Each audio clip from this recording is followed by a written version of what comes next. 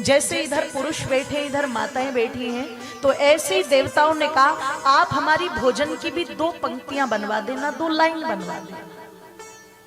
प्रजापति परमात्मा ने कहा ये तो मैं कर दूंगा। ओ मेरी माताओं, 2 पंक्तियां लगवा दी। आधे राक्षस इधर बैठ गए, आधे देवता इधर बैठ गए, आधे देवता इधर बैठ गए। भोजन की थाली आ गई। उससे पहले हाथ पर लकड़ी बांध दी है। अब देखो राक्षस खड़े हैं चारों तरफ ताली बजाने के लिए। देवताओं ने सबसे पहले मंत्र पाठ किया। और अगर तुमसे मंत्र भी नहीं आता तो कम से कम इतना तो कर ही लो कि जब भोजन की थाली सामने आए तो हाथ जोड़ के एक बार उस भगवान का धन्यवाद कर दो जिसके कारण वो अन्न तुम तक पहुंच रहा है। क्योंकि आज भी आपके देश के कई कोने ऐसे हैं कि जिनको सुबह का भोजन भी ये सोच करके करना पड़ता है कि इसमें से बचा लो ताकि शाम को भी भूख लगने पर थोड़ा सा कर लिया जाए। पेट भर खाना नहीं मिलता। पता नहीं जिन गंदी जगह पर हम देखना पसंद नहीं करते, मैंने कई बार देखा उस कूड़े कचरे में बच्चों को चीजें ढूंढते हुए। एक जगह एक ने चाय पी रेलवे स्टेशन पर, ये मेरी आंखों की घटना है बिल्कुल। और बात भी बता दूं, बिहार में रक्सोल एक जगह पड़ती, रक्सोल रेलवे स्टेशन की बात है। एक ने चाय ली और चाय पर घूंट भरी और घूंट पी के कहा कि चाय अच्छी नहीं है और वो फेंकने लगा। तो एक बच्चा क्या कहता, बाबूजी फेंको मत, मुझे दे दो, मैं पी लूंगा, मेरे लिए अच्छी है। उसने वो चाय पी और पूरी की पूरी एक बार में ही पी गया और पी के चल पड़ा। आप चिंतन करना, विचार करना, हमें जितनी आसानी से ये सब चीजें प्राप्त हो रही हैं, ठीक है, आपकी मेहनत है, आपका पुरुषार्थ है, पर इसके लिए भगवान का धन्यवाद जरूर करो कि उस मेहनत पुरुषार्थ की परिस्थिति में भगवान ने आपको रखा है। हो सकता है शायद आपसे कहीं ज्यादा वो मेहनत कर रहे हो मजदूरी करने में, पर ये भी घटनाएं बहुत घटती है, रोज घट रही है, हर मिनट घट रही है कि उसने मजदूरी कर दी, सब कुछ कर दिया और जब वो पैसे मांगने गया तो हो सकता है पैसों की जगह थप्पड़ खा करके घर लौट आया, अपमान लेकर के आया। तो इसलिए जब वो भोजन थाली में आए तो एक प्रार्थना तो भगवान से जरूर कर लिया करो कि जैसा भोजन तूने हमें दिया है दाता, ऐसा भोजन सबको देना। द्विपदे चतुष्पदे, न 2 पैर वाले भूखे सोए और न 4 पैर वाले भूखे सोए, भगवान सबको ये भोजन देना। माताओं देवताओं ने मंत्र पाठ किया, अन्नपते अनशनो देह्यन विवस्य सुष्मिला। और देवताओं ने मंत्र पाठ करके क्या किया, एक ने सामने वाली की थाली से भोजन उठाया।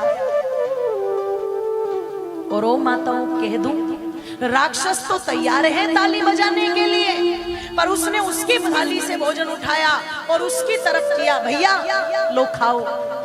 अच्छा, ऐसे करने में हाथ मोड़ना पड़ेगा क्या?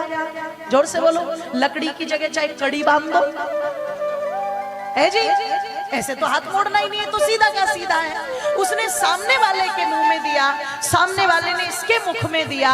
अब जब सारे देवता भोजन करने लगे तो जो राक्षस ताली बजाने के लिए बैठे थे उन पर तो जैसे पानी फिर गया हो। तो वो सारे के सारे क्या कह रहे हैं, ये तो हम भी कर लेते। तो भगवान ने कहा अगर तुम ये कर लेते तो तुम्हें राक्षस कौन कहता? अगर तुम्हारे अंदर ये खिलाने का भाव होता, दूसरे की मदद करने का भाव होता, दूसरे की सहायता करने का भाव होता, तो तुम्हें राक्षस कौन कहता? तुम देवताओं की गिनती में आ जाते। अगर तुम ये कर लेते तो कह दूं, ये जो परमार्थ और परोपकार का भाव है, जब ये व्यक्ति के अंदर आता है ना मातो बंधुओं, तो व्यक्ति व्यथाओं को दूर करता है, अपनी भी और दूसरे। और व्यथाओं के दूर करने वालों की ही कथाएं बन जाती हैं। भगवान श्री राम ने व्यथाएं दूर की, उनकी कथा बन गई। भगवान श्री कृष्ण ने भी इसी प्रकार से माताओं व्यथाएं दूर की, दुख दूर किए, कष्ट दूर किए। जहां जिसको जिस रूप में आवश्यकता है कृष्ण की, कृष्ण उसके लिए उसी रूप में उपस्थित है। कृष्ण वो है जो बाल ग्वालों के साथ गाय चराने भी जा रहे हैं। देखना सड़क पर जब आप निकलते हो कभी, तो बहुत सारी गायों का झुंड होता है और उसमें 2-4 व्यक्ति डंडा लेकर के उनको हेरते हुए चलते रहते हैं। शायद उनके प्रति हमारे मन में कोई भाव नहीं होता होगा, लेकिन कृष्ण ने कभी उस कार्य को बड़ी खुशी से किया और लंबे काल तक किया है। इसलिए उनके बहुत सारे नामों में उनका एक नाम गोपाल है। कृष्ण को गोपाल बनना भी आता है। और कह दूं, जब आतंक बढ़ चुका है जरासंध का, तो मथुरा नगरी को छोड़ करके वही कृष्ण 14,000 यदुवंशियों को लेकर के जाकर के द्वारिका को बसाते हैं और सर्वसम्मति से द्वारिकाधीश चुने जाते हैं। उस कृष्ण को राजा बनना भी आता है। जहां जिस प्रकार की भी व्यवस्था है, उसी व्यवस्था में केवल कृष्ण का उद्देश्य एक ही है, उपकार करो, उपकार करो, उपकार करो, परोपकार करो, परोपकार करो, परोपकार करो। और जो व्यथाओं को दूर कर रहा है, उसकी कथा तो जोर से बोलो बनती है।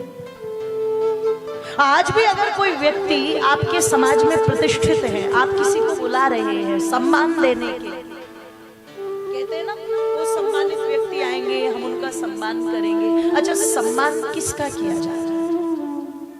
कोई कहे जी इसकी आंख बहुत सुंदर है, इसका सम्मान करो। कोई कहे इसकी नाक बहुत सुंदर है, इसका सम्मान करो। है जी, इसका सम्मान नहीं हो रहा है। जो मिस वर्ल्ड बनती है या मिस इंडिया बनती हैं, उनको भी आप देखेंगे तो ठीक है, एक हद तक उनकी सुंदरता को देखते हैं, पर जब अंत में निर्णय करने की बारी आती है तो वहां शरीर की नहीं, बुद्धि की सुंदरता को देखा जाता है। उनसे प्रश्न किए जाते हैं। हरनाज संधू मिस यूनिवर्स बनी,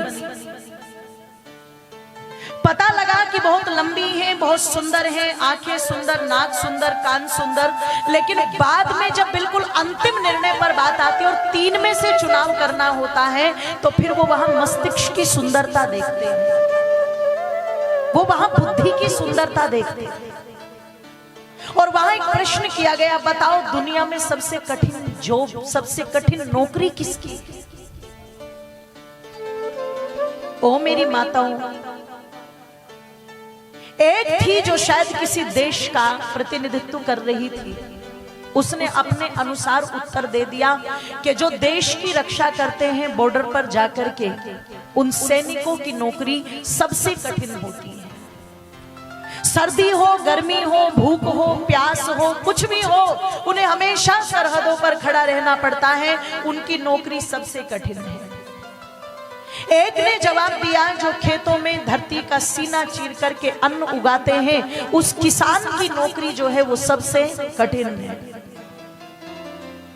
पर मेरी माताओं, जब भारत की उस विश्व सुंदरी बनने वाली हरनाज संधू का नंबर आया और उससे पूछा गया कि बताओ दुनिया में सबसे कठिन जॉब किसकी है, उसने कहा घर के अंदर रहने वाली एक महिला की दुनिया में सबसे कठिन जॉब है। सर्दी हो, गर्मी हो, भूख हो, प्यास हो, दिन हो, रात हो, सुबह हो, शाम हो, दोपहर हो, उसे जब भी घर को उसकी आवश्यकता है वो खड़ी रहती है, बिल्कुल डटी रहती है। पता लगा कि किसी किसान की तबीयत खराब हो जाए तो वो भी घर पर लेट जाता है, किसी फौजी की तबीयत खराब हो जाए तो उसे भी कहीं ना कहीं रिलीफ मिल जाता है, छुट्टी मिल जाती है। लेकिन माताएं अगर बीमार भी है, सर में दर्द है, तो क्रोसिन की गोली लेंगी और हरियाणा वाली तो ढाटा बांध करके फिर लग जाएगी काम में। है जी। सरदर्द अपनी जगह चलता रहेगा, काम अपनी जगह चलता रहेगा, और थोड़ी देर के बाद में सरदर्दी कहने लगता, बोले मैं ही चलूं यहां से, क्योंकि ये तो रुकने वाली, और जब ये रुकने वाली नहीं है तो फिर मेरा वहां रुकने का कोई काम, जोर से बोलो, नहीं है। मैं निवेदन कर दूं आप लोगों के मध्य में, अरे फौजी भी छुट्टी लेकर के आ जाता है, किसान को भी जब फसल की बुआई नहीं होती तो छुट्टी मिल जाती है। अच्छा माँ, तो तुम्हें भी छुट्टी मिलती है क्या? कोई अलग से संडे तुम्हारे लिए भी हो? इनफैक्ट संडे को जहां सब लोग सोचते रिलैक्स करेंगे, रिलैक्स, मेरी माताओं के लिए संडे को, जोर से बोलो, तुम्हारा ही पक्ष लेके बोल रही हूँ, आवाज तो निकाल दो सारी की सारी, है जी। संडे को, हाँ वो देखो दुखियारी में उल पड़ी सारी, बोले संडे को तो सबसे ज्यादा काम होता है। रोज तो पतिदेव ये भी कह देंगे कि चलो कोई बात नहीं, तुम मूली के पराठे बना दो या आलू के बना दो, मैं खा के चले जाऊंगा, पर संडे के दिन तो घंटे घंटे में, थोड़ी थोड़ी देर में पकोड़े बन जाते तो अच्छा होता, एक कॉफी पिला दो बढ़िया सी तो अच्छा होता है जी। आज तो ये वाली सब्जी बना दो तो अच्छा होता। तो ना इनके लिए संडे, ना इनके लिए कोई टाइम। बोले जो दिन रात खड़ी रहती है दुनिया के अंदर, उस कार्य को करके भी, पूरे घर को संभाल करके भी, जो ना कभी तनख्वाह मांगती और ना कभी शिकायत करती, ऐसी उस मातृशक्ति की जॉब दुनिया में सबसे ज्यादा कठिन। अच्छा तनख्वाह तो कोई दे न दे, उल्टा ये जरूर कह देते तुम सारा दिन घर में पड़ी पड़ी, ओहो ये तो ज्यादा ही दुखियारी है बेचारी, तुम सारा दिन घर में पड़ी पड़ी करती क्या हो, ये और सुनने को मिल जाता है। अब आप चिंतन कीजिएगा, विचार कीजिएगा, वहां तुरंत हरनाज संधू के इस उत्तर पर मोहर लगी और तुरंत उसे विश्व सुंदरी घोषित कर दिया। तो जो सम्मान दिया जा रहा है वो सम्मान सुंदरता को नहीं दिया जा रहा, वो सम्मान व्यक्ति की बौद्धिकता को, उसके कार्य को, उसकी कर्मठता को, उसके पुरुषार्थ को दिया जा रहा है। उन्हीं की तो कथाएं बनती है। ओ मेरी माताओं, कह दूं आप लोगों के मध्य में, भगवान कृष्ण कितने सुंदर है, कथा ये नहीं है। भगवान कृष्ण की आंखें कितनी प्यारी है, कथा ये नहीं है। भगवान कृष्ण के बाल कितने प्यारे हैं, कथा ये नहीं है। भगवान कृष्ण का बालकपन कितना प्यारा है, कथा ये रहेगी। भगवान कृष्ण की मैं निवेदन कर दूं कार्य शैली कितनी प्यारी है, कथा ये है। भगवान कृष्ण ने जो कार्य किए वो कार्य कितने सुंदर हैं, कितने अद्भुत हैं, कथा ये है। और निश्चित आज तो छोटी छोटी मुसीबत आ जाए तो व्यक्ति मरने की भी धमकी देता और मारने की भी धमकी देता। पर कह दूं आप लोगों के मध्य में, इतनी विपरीत से विपरीत परिस्थितियों में भी जिनके चेहरे पर हरदम मुस्कान बनी रही, जिन्होंने कभी नहीं कहा कि अगर ये विपरीत परिस्थितियां आई है तो लाओ अब मुझे जीवन लीला समाप्त कर लेनी चाहिए, ये कथा उस मुस्कान की है, ये कथा उस दृढ़ संकल्प की है। और जो इस प्रकार की कथा को सुनेगा, निश्चित मैं दावा करके कहती हूँ, ओ मेरी माताओं बंधुओं, उसकी व्यथाएं जीवन की जरूर दूर होगी। तो इस भगवान कृष्ण की कथा से अत्यंत प्रेम, अत्यंत श्रद्धा के साथ आप लोगों को जुड़ना है।